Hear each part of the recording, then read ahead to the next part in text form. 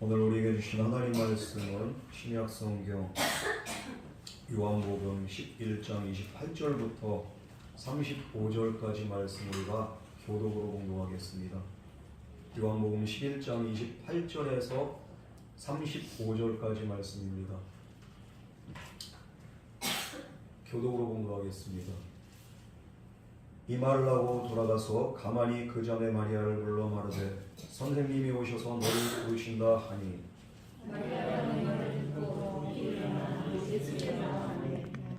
예수는 나신 마을로 들어오지 아니하시고 마르다가 맞이했던 곳에 그대로 계시더라.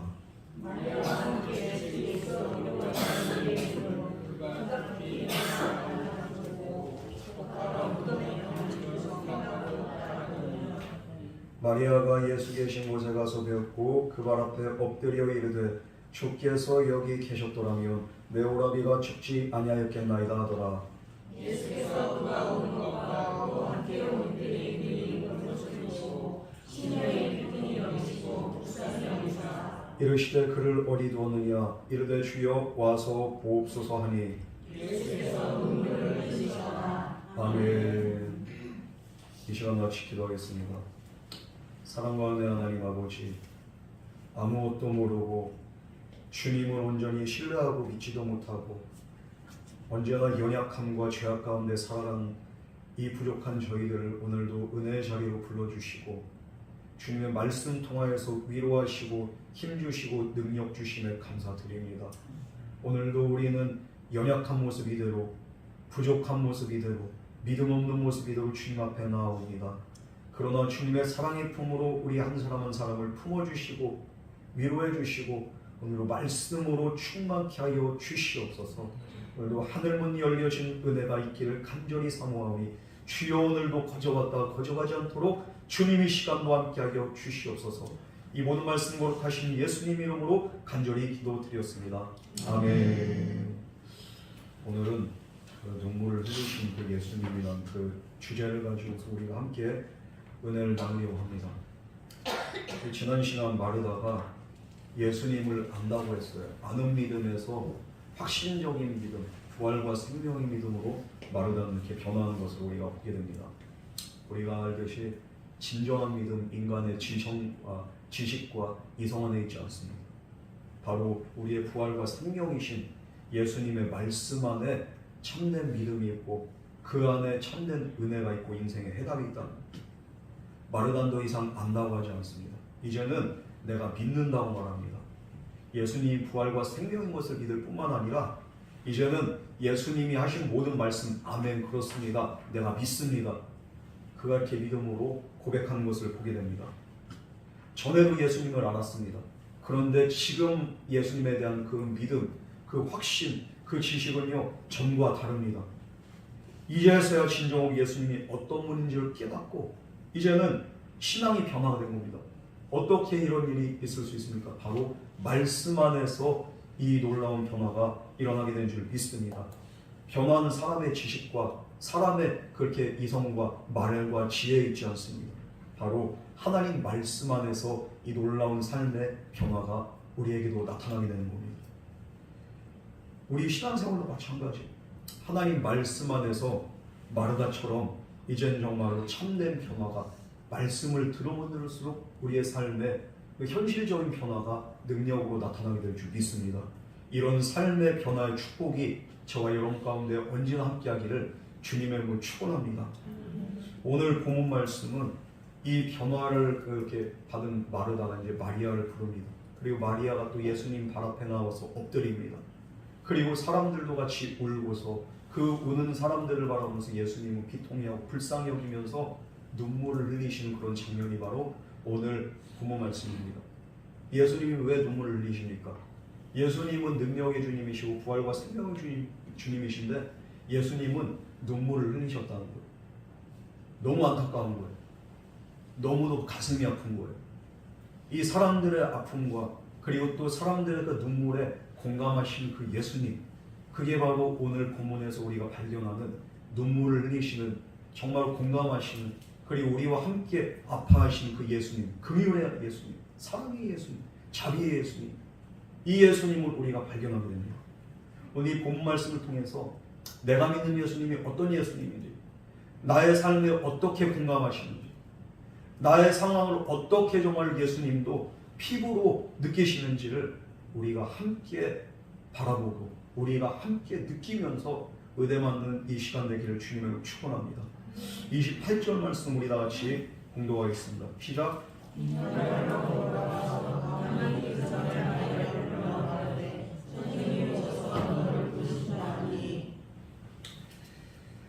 오늘 본문은 예수님이 마르다를 통해서 이제 마리아를 간접적으로 부르십니다. 예수님이 그냥 가서 이렇게 부르실 수도 있는데 마르다를 통해서 특이하게 야 오라고 해요. 부르시는 거. 마리아는 지금 슬픔 가운데 정말로 너무도 이렇게 눈물이 이제 이렇게 마르지가 않고 계속 눈물을 흘리면서 오빠를 잃은 상실감 가운데서 또 한편으로는 예수님이 야속하고 또 서운했을 거예요. 예수님한테 진작에 말했는데 우리 오빠 죽었는데 아직까지 안 오시고 지금 장사 지낸 지 지금 나흘이 됐는데 예수님 아직까지 안 오시고 뭐하고 계신가? 어떻게 보면은 지금 내 상황에 관심을 두고 계시지 않고 그냥 내버려 두시는구나. 예수님이 진짜 우리가 이 지경에 되도록 예수님 와보지도 않으시는구나. 한편으로 이렇게 시험 들고 낙심되고 마음이 어려워서 보면 때로는 우리도 신앙생활 하다 보면은 우리 주님이 내 상황에 내 심정과 감정에 공감하지 않고 무관심하는 것처럼 느껴질 때가 있습니다. 그러나 실상은 우리가 알아야 되는 건 주님은 우리의 눈물과 우리의 고통과 우리의 마음을 너무도 잘 아신다는 거죠. 너무 잘 아세요. 예수님은 오빠의 죽음으로서 지금 혼자 눈물을 흘리고 있는 마리아를 보셨고 그 마리아의 심정을 예수님은 알고 계셨습니다. 다만 예수님이 지금까지는 침묵하고 계시는 거예요. 그러나 침묵이 무관심을 뜻하지는 않습니다. 침묵 속에서도 주님의 시선은 지금 마리아와 마르다를 향하고 있습니다. 마찬가지로 우리가 때로는 어려운 가운데 고난 가운데 내가 정말 이해할 수 없는 그런 이렇게 과정 가운데 있을 때 주님이 침묵하실 때가 있습니다. 이 침묵이 꼭 주님이 나를 내버려 두는 게 아니에요. 때로는 우리가 그 주님의 뜻이 너무 깊어서 이해할 수 없고 알 수 없을 뿐이지 주님은 여전히 저와 여러분을 사랑하시고 우리를 지켜보고 계시고 우리와 함께 하신 줄 믿으시기 바랍니다. 우리가 고아와 같이 느껴질 때가 있어요. 그러나 우리 주님이 뭐라고 말씀하셨습니까? 고아와 같이 내가 너희를 버려두지 않겠다. 내가 약속한 또 다른 보혜사 진리의 성령 그것을 너희에게 선물로 보내주겠다. 너희는 혼자가 아니다. 우리 주님은 이미 말씀하셨습니다. 그러나 우리가 안 느껴질 뿐인 거예요. 안 느껴진다고 해가지고 주님이 안 계신 게 아니고 주님이 침묵한다고 해가지고 주님이 나를 사랑하지 않는 게 아니라 정말로 우리는 이 사실을 깨달을 때 모든 고난과 환난 가운데서도 주님이 지금 나와 함께 하시는 것, 주님 정말로 나를 사랑하시는 것, 그럼에도 불구하고 주님은 나와 함께 하시는, 세상 끝날까지 함께 하시는 사랑과 자비와 긍휼의 하나님이십니다. 우리가 이 사실을 깨닫는다면 우리 모든 상황을 넉넉히 이길 수 있고 모든 고난을 우리가 견뎌낼 수가 있습니다. 지금 주님의 시선은 어디를 향하고 있습니까?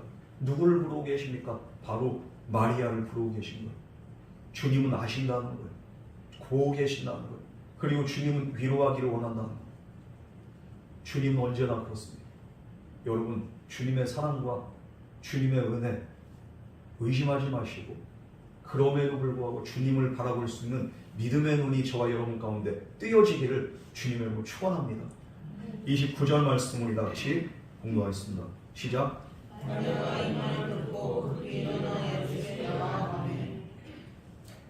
마리아는 지금 오빠의 죽음으로 눈물을 흘리고 있고 어려움 당하고 있어요. 마음이 너무 힘들어요. 그러나 그럼에도 불구하고 예수님이 오셨다. 예수님이 부르신다. 그 말씀에 그냥 마리아는 어떻게 합니까? 즉시 예수님께로 나갑니다. 그 즉시 나갑니다. 그만큼 마리아는 예수님이 오시기를 간절히 고대하고 기다리고 있었던 겁니다. 지금 오빠가 죽어있는 이 상황 가운데서도, 이미 시체는 썩어서 냄새난 이 상황 가운데서도 사람들은 그래서 마리아와 마르다를 위로하기 위해서 함께 울어주고 있지만 그것이 참된 위로가 되지 않아요. 이 사람들이 아니라, 이 수많은 사람들이 아니라 나를 위로할 수 있는 분은 오직 한 분, 예수님밖에 없습니다. 그 예수님이 지금이라도 오셨다는 그 얘기를 듣고 마리아는 주님께 지체 없이 그냥 이렇게 나아가는 겁니다. 예수님이 부르셨고 그냥 그 부르시는 음성에 즉각적으로 반응한 겁니다. 사실 우리의 삶도 마찬가지예요. 이 마리아는 모든 상황 가운데서도 주님께로 즉각적으로 나가는 것은 무엇입니까? 주님의 초청의 그 음성을 듣고서 나갈 준비가 언제나 돼 있었던 겁니다. 오늘 저와 여러분도 마찬가지입니다. 주님은 저와 여러분을 은혜의 자리로 초청하십니다. 위로의 자리로 초청하십니다. 믿음의 자리로 초청하십니다. 그러나 이 초청의 음성을 들을 때 우리는 어떻게 하고 있습니까? 때로는 우리가 그냥 이렇게 자포자기할 때, 주님이 우리를 부르실 때 우리는 그 기도의 자리로, 말씀의 자리로, 예배의 자리로 나아가고 있습니까? 우리는 그냥 그 자리에서 그냥 엉거주춤하고 있습니다.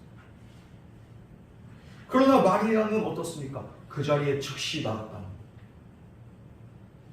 바로 주님 앞으로 나갈 때 내가 참된 위로가 있고 내가 참된 은혜가 정말로 그 내 안에 있는 일에 온전히 임하게 된다는 것을 그는 믿었기 때문입니다. 여러분, 예수님이 부르실 때 우리가 어떻게 해야 됩니까? 즉각적으로 반응해야 됩니다. 예수님이 마리아를 부르실 때 마리아의 상황을 몰라서 가요.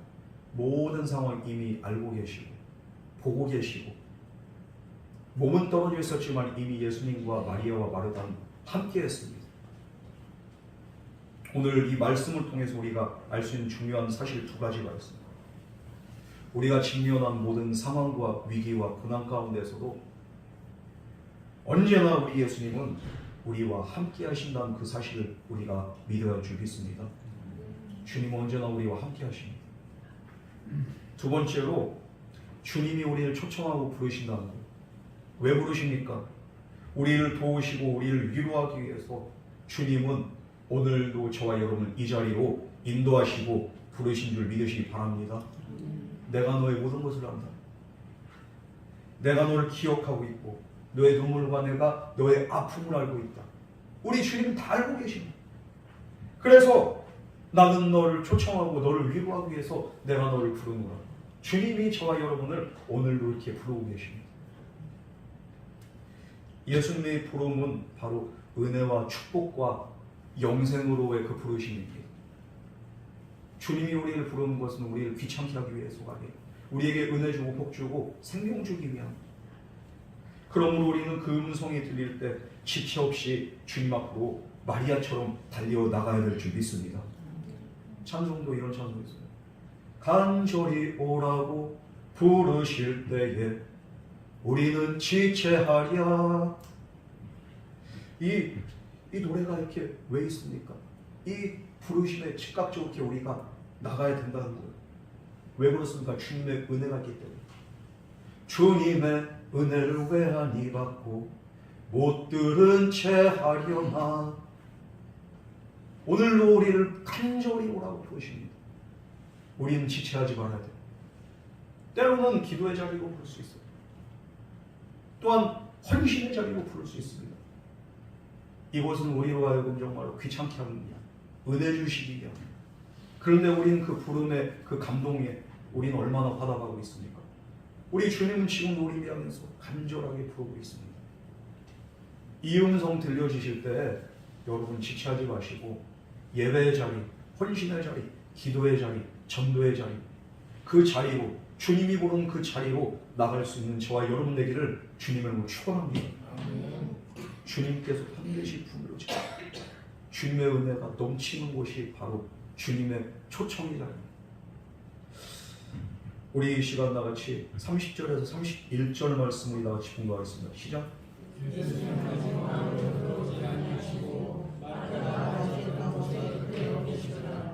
마리아와 함께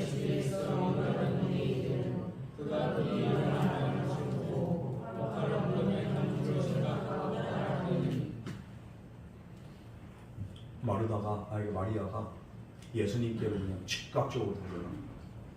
어디로 달려나갑니까? 예수님이 계시던 그곳으로 달려나갔는데 정말로 마을을 그렇게 밖에 있어 어귀에 있어 집으로 가지 않고 예수님 계신 곳으로 그냥 부르는데 마리아는 그 음성도 따라갑니다. 사람들은 그런데 마리아와 함께 집에 있던 유일하던 유대인들은 마리아가 그냥 이렇게 갑자기 울다가 뛰쳐나가니까 어떡합니까? 오빠 생각이 너무 사무쳐가지고 오빠의 무덤으로 달려나가는 거, 울면서 달려나가는 걸로 사람들은 그렇게 생각할 수 있죠. 아이고 불쌍한 거, 아이고 얼마나 오빠가 이렇게 그냥 사무치면 또 이제 오빠 무덤가로 가는 거. 그러면서 사람들이 쫓아나가요. 그러나 마리아는 그 오빠 생각 때문이 아니라 예수님의 음성 듣고 예수님 때문에 그가 달려나간 거죠. 예수님 앞에 슬픔과 근심과 괴로움과 모든 걱정, 모든 짐들을 다 벗어놓고 주님께 위로받기 위해서 마리아는 예수님께로 달려나갑니다. 여러분, 우리가 주님 앞에 달려나갈 때 우리의 모든 무거운 짐들 다 벗어지게 되는 줄 믿으시기 바랍니다. 수고하고 무거운 짐진 자들아 다 내게로 오라. 내가 너희를 쉬게 하리라. 우리 주님께서는 나오라는 거예요. 너희는 오라. 너희는 물로 나오라. 내가 준 물을 마시라. 이 물을 마신 너희는 다시는 목마르지 않으리라. 주님께서는 모든 무거운 짐들을 우리 대신 담당해 주시고 우리를 위로해 주시고 우리의 문제를 해결해 주시고 우리와 함께 하실 뿐만 아니라 우리의 목마름까지도 해결해 주시는 생명과 은혜의 주님이시랍니다. 마리아는 그래가지고 예수님께로 달려나. 여러분, 주님 앞으로 나갈 때 주님께서 주신 위로와 평안이 있고 예수님 앞으로 나가는 자에게 주님은 성경이 약속하신 모든 놀라운 은혜를 우리에게 넘치도록 부어주신 줄 믿으시기 바랍니다. 우리가 괴로울 때, 우리가 외로울 때, 우리가 힘들 때, 낙심될 때 주님 앞으로 나오세요. 그럴 때 예배를 중단하는 게 아니라 기도를 중단하는 것이 아니라 그럴 때일수록 주님 앞으로 나가서 우리는 기도하고 예배하고 주님 말씀 붙잡고 우리가 믿음으로 살아야 됩니다. 그런데 많은 사람들은 그냥 시험 들었다고 해가지고 오히려 이것들을 포기합니다. 이게 얼마나 어리석습니까? 여러분, 예배가 중단돼서는 안 돼요. 오히려 그럴수록 우리는 주님 앞에 달려 나가야 되는 줄 믿으시기 바랍니다. 그럴 때 회복 있고 그럴 때 은혜가 있고 그럴 때 축복이 있는 거예요. 얼마나 힘들건 주님 앞에 나가. 그러나 그 힘듦 가지고 그 무거운 짐 가지고 주님 앞에 나아갈 때 주님은 우리의 모든 짐들을 벗겨주신다. 고통의 멍에 벗으려고 예수께로 나갑니다. 자유와 기쁨 베푸시는 주께로 갑니다. 병든 내 몸이 튼튼하고 빈궁한 삶이 부해지며 죄악을 벗어버리려고 주께로 갑니다. 주님 앞에 나갈 때 우리의 모든 문제 해결되고 우리의 질병이 치유되고 우리의 빈궁이 부욕해 되고 우리의 모든 어려움들이 정말로 화가 변화해서 복이 되는 거예요. 우리의 눈물이 기쁨이 되고 우리의 탄식이 찬송이 되는 거예요. 오늘도 우리의 고통의 몽해를 대신 담당하기를 원하신 주님께서 저와 여러분을 부르실 때 우리는 지체 없이 주님께로 달려나갈 때 주님은 반드시 우리를 거저가게 하지 않은 줄 믿으시기 바랍니다. 주님은 은혜의 주님이세요.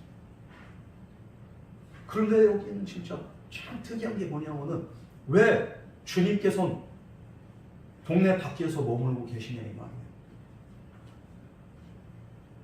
말이에요. 마르다가 아직 마을로 들어오지 아니하시고 예수는 마르다가 맞았던 곳에 그대로 계시더라고요. 왜 굳이 주님이 가지 않으시고 그곳으로 부르셨을까? 여러 가지 학설들이 있습니다. 그런데 확실한 건 없습니다. 그냥 가설일 뿐입니다. 그런데 예수님이 마르다를 맞던 곳에 거기 그대로 계시더라. 여기를 강조점을 여기에 둬야 돼요. 주님이 직접 오셔서 마리아를 위로할 수 있지만, 그러나 슬픔에 빠리친 마리아가 찾아간 곳은 어디입니까? 예수님이 계신 그곳이라는 거예요. 여기가 감격적인 거예요. 예수님은 홀로 앉아서 낙심하고 슬퍼하는 마리아, 그 슬픔의 자리에서 주저앉아 있지 말고 내가 있는 곳으로 나오라고 말했어요. 계속 슬픔의 자리에 머물러 있으면 그 슬픔에 그냥 사로잡혀 버리게 됩니다. 시험의 자리에, 낙심의 자리에 우리가 머물러 있으면 우린 거기서 일어나지 못하고, 그러다 신앙생활 중단되고 1년, 2년, 10년 그렇게 지나갑니다. 너 그 자리에 있지 말고 내가 있는 곳으로 오라. 우리 주님이 그렇게 말씀하십니다. 우리의 삶의 여러 가지 문제로 마음이 힘들고 어려울 수가 있습니다. 물론 사람들의 위로가 나에게 힘이 될 때가 있어요. 그건 실제적이니까요. 그러나 우리의 참된 위로자, 진정한 위로자는 우리가 알아야 되는 것은 주님밖에 없습니다. 주님의 손길만이 우리의 아픈 마음을 어루만져 주시고, 우리의 아픔과 슬픔의 모든 근원을 해결해 주시고, 우리의 상처를 치유하시는 것. 그래서 인생의 판에서 우리가 찾아가야 될 것은 바로 예수님이 계신 바로 그 자리인 줄 믿으시기 바랍니다. 우리가 왜 교회로 나와서 예배를 드립니까? 집에서 나 혼자 예배 드려도 되죠. 근데 왜 굳이 이곳으로 나옵니까? 주님이 계신 바로 이곳이 바로 은혜의 자리고, 이곳으로 나와서 주님이 주시는 은혜와 주님의 말씀과 주님의 능력을 힘입어 가지고 우리가 또 한 주를 살아갈 수 있는 권능을 우리가 덧입게 되는 거예요. 왜 문제 있을 때 교회로 나와서 기도해야 됩니까? 주님이 바로 이 자리에 계시기 때문입니다. 이곳이 바로 주님 계신 곳이고, 이곳이 바로 은혜가 쏟아지는 곳이고, 이곳이 바로 우리에게 말씀이 선포되는 은혜의 자리이기 때문입니다. 말씀이 있는 곳이 주님 계신 곳이고, 내가 혼자서 골방기도 할 수 있죠. 그러나 말씀이 선포된 그곳에 왜 나와야 됩니까? 이 말씀을 내가 받을 때 내 삶의 능력이 임하고, 내 삶에 소망이 있고, 내 삶에 은혜가 임하기 때문인 줄 믿으시기 바랍니다. 교회는 그냥 와서 예배드리는 곳이 아니에요. 바로 생명의 말씀, 은혜의 말씀, 주님이 이곳에 임재하는 그곳이 바로 교회라는 것이에요. 네 골방에서도 기도하라고 하지만, 네가 정말로 능력받고, 네가 정말로 은혜받고, 네가 정말로 내 음성 듣기 위해서는 내가 있는 곳으로 나와라. 이곳이 바로 은혜의 자리, 교회가 됩니다.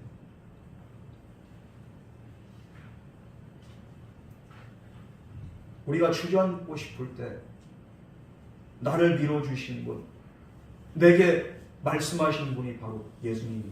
그 말씀과 그 음성 어디서 듣습니까? 주님 계신 바로 이곳에서 우리가 듣게 되는 거예요. 오늘도 우리가 이 자리에 나온 것은 주님의 음성 듣기 위해서 주님 계신 이 자리로 우리가 나오게 된 줄 믿습니다. 그러므로 나를 온전히 이해하시고 나에게 은혜 주시고 나에게 말씀하시는 분은 오직 한 분 예수님 뿐임을 우리가 깨닫고, 그리고 주님 안에서 우리가 머물러야 됩니다. 이 머문다는 것은 무엇입니까? 내 문제를 해결을 받기 위해서 노력하는 게 아니라 그냥 하나님 말씀의 자리로 나와서 그 말씀 안에서 답을 찾는 겁니다. 내가 말씀으로 위로받고, 말씀으로 힘을 얻고, 말씀으로 우리가 능력받고 소망이 생기면서 이 말씀 안에서 정말로 우리가 어떻게 합니까? 이제는 고통이 더 이상 나에게 억울함과 분노가 되지 않고, 또 아픔이 나에게 슬픔과 상처와 좌절로만 남지 않고, 질병으로 인해서 내가 위축되거나 자포자기하지 않고, 정말로 이 말씀 안에서 이 모든 것들을 극복하고 이겨내며 살아계신 능력의 하나님을 바라보게 됩니다.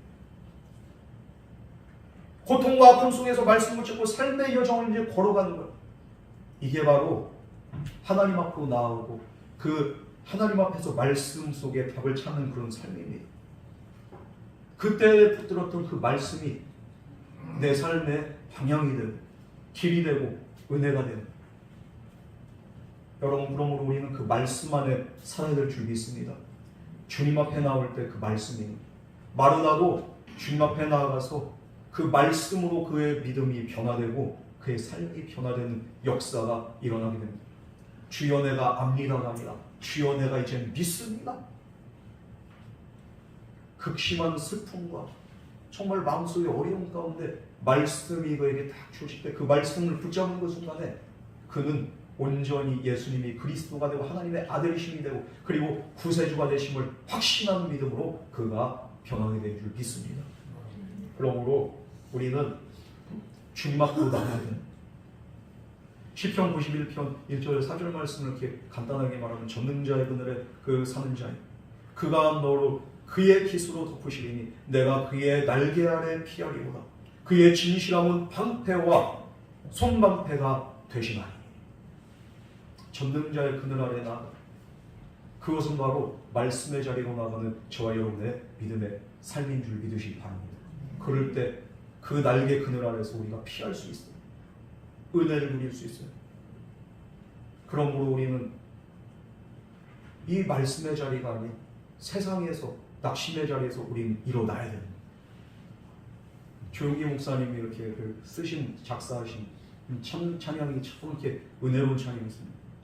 인생길 험하고 마음 지쳐 인생길 험하고 마음 지쳐 살아갈 용기 없어질 때 너 홀로 앉아서 울지만 말고 예수님 품으로 나오시오.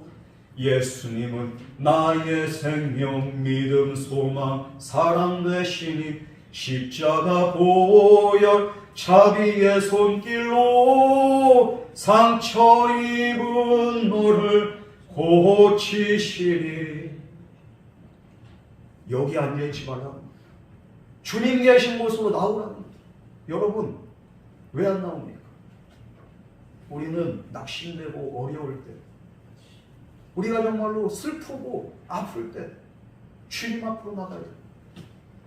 우리가 있어야 될 곳은 그 슬픔의 자리가 아니라 주님 계신 그곳인 줄 믿으시기 바랍니다. 우리 32절 말씀 우리 다 같이 공독하겠습니다. 시작.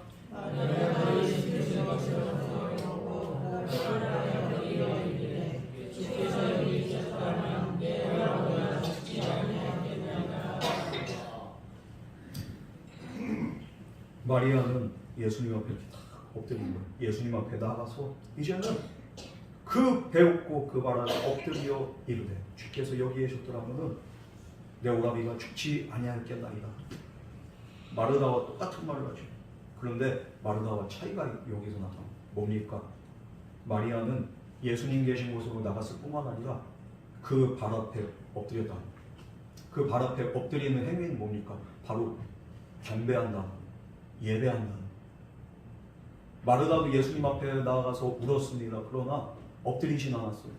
그러나 마리아는 즉각적으로 예수님 앞에 나가서 그 발 앞에 엎드리는 거예요. 이것이 무엇을 뜻합니까? 나의 주, 나의 하나님, 나의 그리스도, 나의 예수님 인정하는 거예요. 그분의 위엄과 그분의 능력을 인정하는 거예요. 여러분, 하나님은 직분자들을 찾으신 게 아닙니다. 오늘도 하나님이 부르시고 찾으신 분들은 어떤 자들입니까? 바로 온전한 예배자인 줄 믿으시기 바랍니다. 이 예배가 뭐예요? 하나님의 살아계심을 인정하고 그 발 앞에 무릎 꿇고 엎드린 게, 하나님의 존귀와 위엄을 인정한 게 그게 바로 예배예요. 이 예배 속에 기름 부으심이 있고 기적이 있고 능력이 나타납니다. 우리 인생엔 여러 어려움과 그 아픔이 있습니다. 그런데 이 어려움과 아픔은 어떻게 우리가 해결할 수 있습니까? 하나님을 예배하는 예배 생활을 통해서 우리가 이것들을 이기고 또 기적을 경험하고 우리가 어려움들을 온전히 극복하게 된 줄 믿으시기 바랍니다. 교회는 나옵니다. 찬양을 합니다. 말씀을 듣습니다. 그러나 예배자는 없습니다. 이게 문제예요. 무엇보다도 우리가 먼저 해야 될 일, 예수님을, 하나님을 예배해야 된다. 정말로 우리는 하나님과 그 아들 예수 그리스도 그리고 성령 하나님의 능력과 권세를 인정하면서 진실된 마음으로 그분을 찬양하고 예배해야 됩니다. 영과 진리의 예배로 나가야 됩니다. 진실된 믿음으로 나가야 됩니다. 이것이 바로 예배인 거예요. 우리는 얼마나 주님의 권능과 은혜와 능력과 위엄을 인정하고 있습니까? 마리아는 예수님 본 즉시 그 발 앞에 팍 엎드려버리고 예수님의 권위와 위엄 앞에 그는 엎드리고 예수님을 인정합니다. 이분이 나의 주님이시고 하나님이시고 그리스도이심을 인정했기 때문에 그 발 앞에 딱 엎드리는 거예요. 여러분, 여러분에게 우리 예수님은, 우리 하나님은 어떤 분이십니까? 예배는 나에게 어떤 의미가 있습니까? 드려도 되고 안 드려도 되고 그 예배 아닙니다. 예배 자리에 나오지만 딴 생각하고 예배 자리에 나오지만 예수님을 인정하지 않고 그냥 형식적으로 드린 예배, 주님이 기뻐하지 않으세요? 영과 진리의 예배는 바로 그런 거예요. 주님 앞에 엎드리고 그 위엄과 권세를 인정하는 거예요. 시편 34편 9절 말씀에도 뭐라고 말합니까? 너희 성도들아 여호와를 경외하라. 저를 경외하는 자에게는 부족함이 없도다. 왜 내 삶의 문제가 해결되지 않습니까? 온전한 예배가 내 삶에 이루어지지 않기 때문이죠. 그러나 여호와를 경외하는 자에게는 부족함이 없다고 했습니다. 모든 문제가 해결되는 거예요. 예배할 때 넘치는 은혜와 축복이 우리에게 임하고 그리고 문제가 해결되고 하나님의 놀라운 역사가 우리 가운데 일어나게 된 줄 믿으시기 바랍니다. 바라기는 이곳에 그냥 거저간 심령 되지 마시고 형식적으로 예배한 예배자들 되지 마시고 정말로 살아계신 예수님께 내 시간과 내 물질과 내 생명을 바치는 그런 참된 영과 진리의 예배자가 되시기를 주님의 이름으로 축복합니다. 오늘 33절 말씀 우리 나같이 공부하겠습니다. 시작.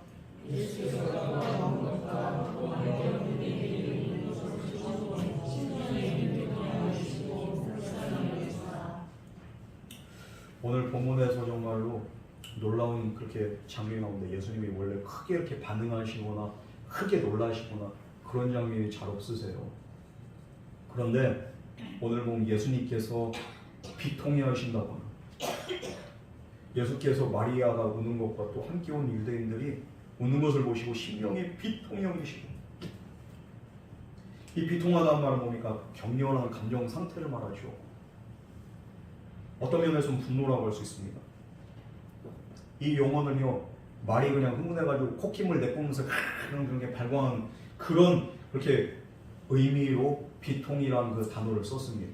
그러니까 사람이 이 정도로 이렇게 막 발광하고 흥분한다는 건 뭡니까? 화났다는 거, 분노했다는 거. 격렬한 불쾌감을 지칭할 때 이 비통이라는 단어를 사용을 하는데 그런데 오늘 본문에서 정말로 왜 그럼 예수님께서는 이런 불쾌감과 분노를 느끼셨냐 이 말입니다. 아마 두 가지 의미가 있을 겁니다. 첫 번째는 사람들의 의심과 불신앙 때문에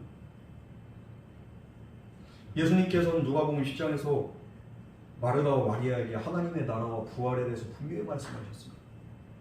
그럼에도 불구하고 마리아와 유대인들은 영원한 생명을 주러 오신 예수님을 믿기보다는 현실 속에서 탄식하고 슬퍼하는 모습에 마음이 불편했던 겁니다.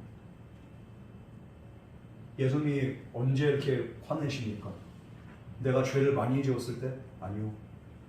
그거는 예수님 앞에 나와서 회개하고 죄사함의 은혜를 강구한 모든 자는 예수님이 다 용서해 주십니다. 그 죄 가지고 이렇게 심판하지 않으십니다. 그러나 어떤 자들을 향해서 분노하시냐?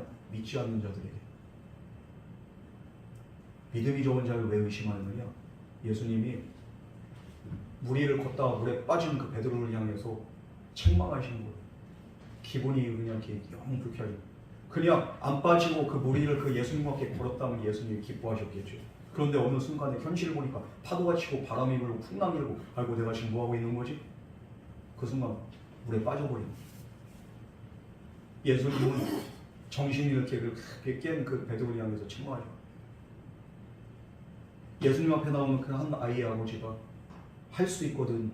선생님께서 우리 그 아들을 위해서 뭔가를 해주시기를 부탁드립니다. 예수님이 화를 내십니다. 할 수 있거든이 무슨 말이냐? 믿는 자에게는 능치 못할 일이 없느니라. 예수님께서 계속적으로 강조했던 건 믿음입니다. 그 믿음에 대해서 계속적으로 얘기하는데도 사람들은 믿지 않는 거예요.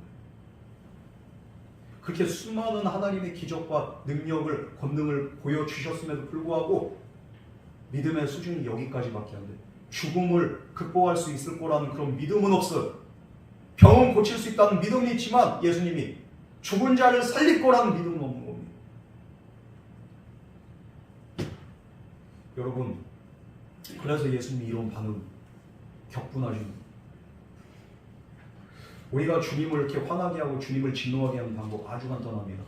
교회를 나오지만 안 믿으면 돼요. 예배 생활 하지만 주님을 인정하지 않고 주님을 예배하지 않으면 되는 거예요. 우리 예수님은 그거에 대해서 엄청 분노하십니다. 네가 교회를 나온다고 하지만 형식적으로 나를 믿는다고 하지만 넌 실상 나를 믿지 않는구나. 나를 인정하지 않는구나. 나에 대한 믿음이 그 정도밖에 안 되는구나. 예수님은 화를 내십니다. 여러분, 오늘도 우리가 내 죄로 인해서도 이렇게 하나님의 진노를 쌓지만 이거보다 더 큰 정말로 문제는 뭡니까? 내가 믿지 않는다. 분명한 것은요, 지옥은 누가 갑니까? 죄 지은 사람이요? 물론 죄 지은 사람 가죠. 그런데 본질적으로 말씀드리겠습니다. 지옥은 누가 갑니까? 믿지 않는 자가 갑니다. 심판 누가 받습니까? 믿지 않는 자가 심판받는 거예요. 믿은 자는 예수님 믿는 믿음 안에서 주님의 보혈의 권능을 믿고 십자가의 능력을 믿고 그 능력과 권세를 덧입어서 우리가 회개함으로써 우리가 은혜 받고 죄사함 받고 천국 가는 거예요. 그러나 믿지 않는 자들은 보혈의 권세, 십자가의 능력을 그들은 인정하지 않습니다. 그렇기 때문에 회개가 없고 그들의 삶 가운데는 은혜가 없고 하나님의 역사가 없는 거예요. 그렇게 살다가 그냥 이렇게 죽고서 심판받는 거예요. 결국에는 누가 하나님의 진노의 형벌을 받습니까? 안 믿은 자들. 지옥에 가면 어떤 자들이 있습니까? 믿지 않는 자들. 믿은 자들은 지옥 갈 수가 없어요. 지옥에 누가 갑니까? 안 믿는 자들이. 아예 교회 다녔는데요. 난 직분이 있었는데요. 이렇게 말하는 사람 실상 안 믿은 거예요. 오죽한 히브리서 11장 그렇게 기자가 그렇게 말합니까? 믿음이 없이는 하나님을 기쁘시게 할 수 없다는 거예요. 지금 이들은 믿음이 없기 때문에 예수님으로 하여금 격분하게 하고 비통하게 하고. 여러분, 나는 주님 앞에 어떤 성도입니까? 나는 어떤 집사고 나는 어떤 권사입니까? 예수님을 비통하게 하는 자입니까? 아니면은 예수님을 기쁘시게 하는 자입니까? 여러분, 정말로 믿을 때 우리에게 능력이 있고 믿는 자가 사는 역사가 있게 될 줄 믿으시기 바랍니다. 믿지 않아서가 문제지 믿음은 문제될 게 없어요. 죽음도 문제될 거 없습니다. 내 삶의 모든 문제들 문제 아니에요. 믿는 자에게는 이 세상의 모든 일들이 문제가 아닙니다. 믿으면 살겠네. 주 예수만 믿어서 그 은혜를 힘입고 오직 주께 나가면 영원 삶을 얻네. 여러분, 믿음은 사는 거예요. 믿지 않기 때문에 예수님은 분노하셨어요. 여러분, 오늘도 저와 여러분이 죄를 지어서 예수님이 저와 여러분에게 비통해 하시고 분노하신 게 아니라 내 믿음이 부족해서, 믿음이 없어서 주님은 오늘도 안타까워하시는, 주님을 안타깝게 한 자가 아니라 지금 이 순간도 여러분이 믿기로 결단하면 되는 겁니다. 살아계신 예수님을 인정하고 예배하는 믿음의 사람 다 되시길 주님으로 축원합니다. 뿐만 아니라 예수님이 또 비통해 하신 건 뭡니까? 내가 사랑하는 사람들, 이 너무도 사랑하는 이 마리아와 마르다, 그리고 또 내가 사랑하는 이 정말로 병 걸려 죽은 나사로, 이들에게 정말로 슬퍼하는 건, 질병으로 고통받는 것은, 또 이들을 눈물을 그렇게 흘리게 하는 것은 무엇입니까? 이 배후에 어떤 세력이 있습니까? 사망 권세가 있다는 것, 어둠의 권세가 있다는 것. 예수님은 누구를 향해서 지금 이렇게 분노하십니까? 믿지 않는 자들 향해서 분노하지만 이 모든 것들에 원흉된 이 어둠의 권세, 사망 권세, 질병의 권세, 우리 예수님은 비통해 하시면서 분노하십니다. 그래서 마귀 권세와 사망 권세와 진리의 권세에 대해서 예수님이 분노해서 항상 사역하실 때마다 떠나가라! 예수님이 강력하게 선포하는 거예요. 이 어둠의 권세들이 얼마나 예수님이 무서운, 자기들에 대해서 유일하게 이렇게 분노하는 이렇게 존재가 바로 예수 그리스도. 어떤 한 사람의 이렇게 그냥 이렇게 그 몸속으로 군대 귀신이 들어갔을 때, 이 군대 귀신이 그냥 이렇게 너무 무서워서 주여, 우리를 무정에게 던지지 마시고 예수만 보는 게 벌벌벌 떠는 거예요. 우리로 하여금 저 돼지떼로 이렇게 들어가게 하죠. 군대 귀신이 그냥 떼거지로 들어가죠. 모든 귀신들이, 모든 지배의 권세들이, 모든 사망 권세들이 예수 그리스도의 이름 앞에, 예수 그리스도의 그 한 분이란 존재 앞에 완전히 그냥 이렇게 너다오시는. 예수님은 그래서 우리 사랑하는 자들을 이렇게 고통에 빠지게 한 이 사망 권세에 대해서 분노하죠. 오늘도 저와 여러분을 죄악 가운데 빠지게 한 이 사망과 죄악의 권세, 어둠의 권세를 향해서 우리 예수님은 분노하고 계십니다. 그러므로 이 분노하시고 우리와 함께 하시는 예수님의 이름을 힘입어서 우리도 나사렛 예수 그리스도를 선포하노니 모든 질병의 권세는 떠나가라! 우리가 강력하게 선포할 때 질병의 권세는 떠나가게 된 줄 믿습니다. 사망 권세 떠나가게 된 줄 믿습니다. 예수의 권세, 예수의 이름, 능력의 이름이고 우리에게 소망의 이름이고 우리에게 가장 놀라운 이름, 바로 그 이름 예수 그리스도. 그 이름에 능력이 있어요. 우리 보고서 떠나간 게 아니라 어둠의 권세는 우리와 함께한 그 예수 그리스도, 어둠의 권세를 향해서, 사망 권세를 향해서 오늘도 비통해 하시고 분노하신 예수 그리스도가 나와 함께하기 때문에 어둠의 권세는 힘을 잃고 우리의 선포를 통해서 떠나가게 된 줄 믿으시기 바랍니다. 여기서 뿐만 아니라 예수님 비통해 하신 것뿐만 아니라 불쌍히 여기셨다고 합니다. 우리 예수님은 불쌍히 여기셨다, 긍휼히 여기셨다. 슬픔에 빠진 마리아와 가족들을 불쌍히 여기셔서 예수님도 마음이 아프다. 너무 마음이 아파서 예수님도 이들의 이렇게 아픔을 보고서 35절 말씀 보면 눈물을 흘리십니다. 예수님이 불쌍히 여기신다는 말, 다른 말로 긍휼이라고 할 수 있습니다. 단순히 상대방이 슬픈 일을 당하니까 불쌍히 여긴다, 이게 아니라 긍휼은 뭡니까? 바로 우리의 감정이 그대로 예수님께 전달이 된다는 것. 내가 아파하는 만큼 예수님은 더 아파하십니다. 이것은 물리학의 그 공명현상과 똑같습니다. 한쪽이 울리면 다른 한쪽도 이렇게 똑같은 음과 진동으로 이렇게 다 이렇게 그 소리를 내는 것, 이게 바로 공명이거든요. 다른 한쪽은 두드리지도 않는데 한쪽이 그냥 이렇게 울릴 때 같이 울리는 것, 이게 바로 공명현상인데 예수님도 똑같은 것. 내가 아파할 때 우리 예수님도 아파하신다는 것. 우리가 어떤 감정을 느끼는지 그 감정이 공명이 돼서 우리 예수님도 똑같이 공감하신다는 것. 너무 불쌍한 거예요. 아니 곧 있으면 살려주실 건데 나사로를. 그럼에도 불구하고 지금 현재 당면하고 있는 이 문제를 놓고서 그들이 아파하고 슬퍼하고 눈물 흘릴 때 예수님은 너무 불쌍해가지고 예수님 마음 아파하시며 예수님은 정말로 그들을 바라보면서 우시는 거예요. 여러분, 우리가 아파할 때 우리가 분명한 건 우리 예수님은 우리의 그 상황과 우리의 아픔 가운데 함께 아파하시는 분이 바로 우리 예수님인 줄 믿으시기 바랍니다. 어떻게 아파하시느냐? 정말로 민망히 여기시고 불쌍히 여기셨다. 여기에 원어에 보면 간이 끊어질 정도로 아픔을 느끼셨다. 원어에서는 그렇게 해석이 됩니다. 이들을 보면서 불쌍히 간이 끊어질 정도로 아픈 거예요. 우리 주님은 그냥 이렇게 우리의 아픔을 가만히 방어하시는 게 나와 같이 아파하신 분.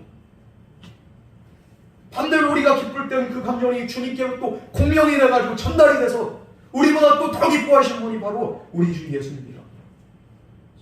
그 공명과 같은 그 일로 말미암아 예수님은 그들의 아픔이 전달이 되어서 함께 울어주신 줄 믿으시기 바랍니다.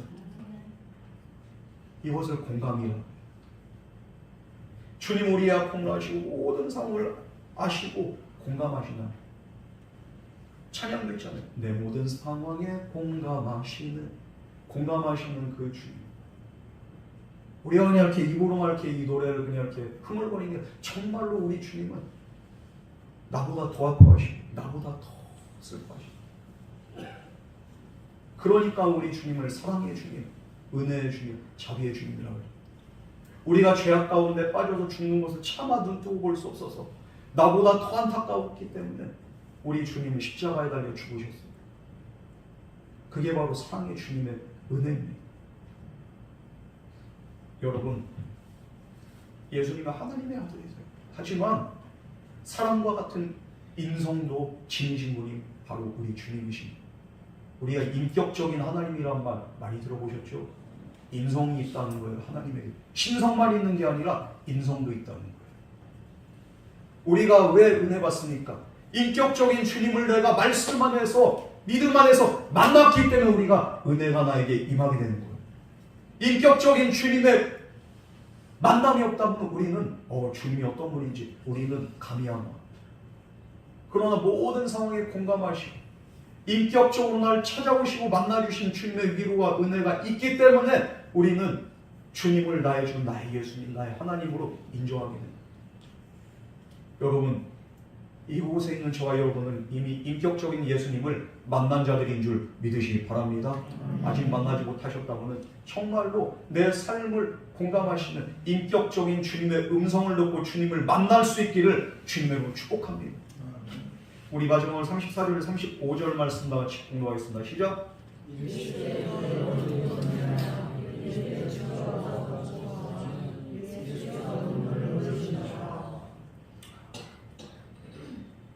여기서 그를 어디 두었느냐? 예수님께서 사망 권세에 대한 그 분노로 나사로의 시신 있는 곳으로 가져온 그를 어디 두었느냐? 이제는 예수님이 가겠다는 거예요. 그 사망 권세 깨트리겠다는 거예요. 살리겠다는 거예요. 부활과 생명이신 예수님은 사망 권세를 깨트릴 수 있는 유일하신 하나님이십니다. 이제 예수님이 가면 문제 해결되는 겁니다. 사망은 힘을 잃고 이제 더 이상 사망의 승리가 없습니다. 그러므로 이 부활과 생명이신 예수님을 믿는 자들은 예수님처럼 사망과 질병과 고통의 권세를 깨트릴 수 있음을 우리는 믿어야 될 줄 믿습니다. 나의 모든 고통을 깨트릴 수 있는 분, 유일한 그 능력자, 지존자는 바로 예수님밖에 없어요. 오늘도 예수님이 너의 질병이 어디 있느냐, 너의 사망 권세가 어디 있느냐, 너의 문제가 어디 있느냐, 그곳으로 내가 가겠다. 우리와 함께 가자고 예수님이 저와 여러분을 부르십니다. 주님과 함께 동행할 때 문제는 문제가 아니에요. 뿐만 아니라 나사로의 죽음을 보고 비통히 여기셔서 눈물을 흘리신 분이 바로 누굽니까? 우리를 사랑하시는, 우리의 모든 상황에 공감하시는 사랑의 주님, 긍휼의 주님 예수 그리스도인 줄 믿으시기 바랍니다. 우리의 고통에서 비통히 하시면서 눈물을 흘리시는 자비와 긍휼의 주님, 우리는 이 주님을 우리가 믿어야 되는 거예요. 그리고 이 주님을 우리가 예배해야 되는 거예요. 인정해야 됩니다. 바울은 이 공감하시고 은혜 주시고 위로하신 주님을 항상 그가 경험했기 때문에 모든 죽음과 같은 상황 속에서도 넉넉하게 모든 것을 그가 이기게 된 줄 믿습니다. 그가 최후 승리를 얻을 수 있었던 거고 예수님이 그와 함께한 거예요. 두려워하지 마. 내가 너와 함께하겠다. 바울에게 나타나시기도 하고 때로는 성경의 음성으로 들려주시기도 하고 때로는 환상을 통해서 말씀하시기도 한 그 예수님, 그분의 은혜를 항상 그가 경험했기 때문에 바울은 바울이 될 수가 있었습니다. 고린도서 1장 3절 4절 말씀 보면 바울이 뭐라고 고백합니까? 찬송하리로다. 그는 우리 주 예수 그리스도의 하나님이시요 자비의 아버지시요 모든 위로의 하나님이시며 우리의 모든 환난에서 위로하사 우리로 하여금 하나님께 받은 위로로서 모든 환난 중에 있는 모든 자들을 능히 위로하게 하시는 이시로다. 위로의 하나님, 위로의 예수님, 나의 상황에 적극적으로 공감하시는 하나님, 나를 위해서 아파하시고 나를 위해서 눈물 흘리시는 그 사랑과 긍휼의 하나님 아버지, 주님이 바로 이런 주님이신데 우리에게 문제될 게 뭐가 있습니까? 이 사실, 이 복음만 깨닫는다면 이제 끝난 거예요. 게임 오버예요. 걱정할 거 아무것도 없습니다. 우리나라에 유방기 목사님, 유목힘 그렇게 권사님 해가지고 듀엣으로 이렇게 부른 노래가 있잖아요. 여러분이라는 노래가 있잖아요. 영어 가사는 진짜 복음적인 건데 이제 그게 한글 가사로도 또 이제 은유적으로 나오긴 했지만 여기서 그 친구가 누굽니까? 여기서 이렇게 동행하겠다는 분이 누굽니까? 바로 예수님. 내가 가냐 외로울 때면 이 노래 있잖아요. 내가 위로해 줄게. 내가 만약 서러울 때면 내가 눈물이 되리. 이 가사가 어디서 나옵니까? 윤복희가 이혼당하고 진짜 이제 모든 걸 다, 인생의 모든 걸 다 내려놓고서 우울증 걸려가지고 삶에 의욕이 없어. 윤한기 목사님 그때 하나님 제 어떡합니까? 이혼하고 지금 이제 아무런 이제 삶에 그냥 이렇게 낙이 없고 저러다가 이렇게 죽으면 어떡해요? 동생 위로하기 위해서 이렇게 가사를 쓰는데 이 가사가 바로 여러분입니다. 그런데 주님의 은혜와 그 위로를 다 경험하고서 이 아픔을 딛고서 이 노래를 이렇게 만들고 곡을 만들고 국제 그렇게 가요제 대상을 받잖아요. 정말로 눈물이 되고 나의 위로가 되시는 분, 그 예수님을 만난 이후로 지금까지 오직 한 길만 걸어갑니다. 오빠는 목사님이 되고 이 요목희는 권사님 되셔가지고 지금도 어디를 가든지 정말로 그 예수님의 그 복음과 은혜를 전합니다. 여러분, 우리 예수님은 살아계신 분이고 나를 사랑하신 분이고 나의 위로자가 되십니다. 그러므로 언제나 이 사실을 기억하시면서 사망 권세와 우리의 모든 문제와 고난과 질병과 당당하게 싸울 수 있는 저와 여러분 되기를 주님으로 축복합니다. 우리 고통의 눈물을 주님은 아세요. 그리고 주님도 우리와 함께 눈물을 흘리십니다. 그 예수님으로 말미암아 큰 위로와 은혜가 언제나 저와 여러분의 삶 가운데 가득하게 차고 넘치게 될 줄 믿습니다. 우리 이 시간 같이 기도하겠습니다.